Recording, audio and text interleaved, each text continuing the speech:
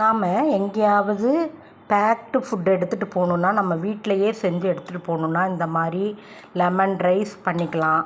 அடுத்து தயிர் சாதம் பண்ணிக்கலாம்.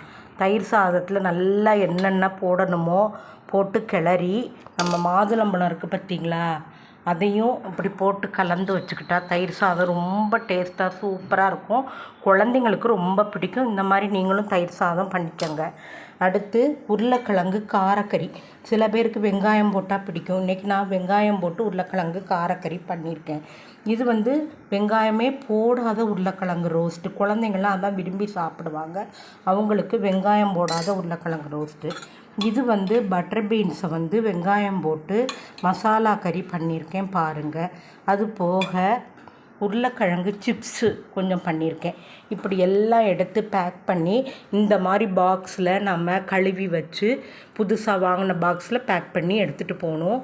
பாட்டில்களில் தண்ணி எடுத்துக்கணும். ஃப்ளாஸ்கில் வெந்நீர் வேணும்னா எடுத்துக்கணும்.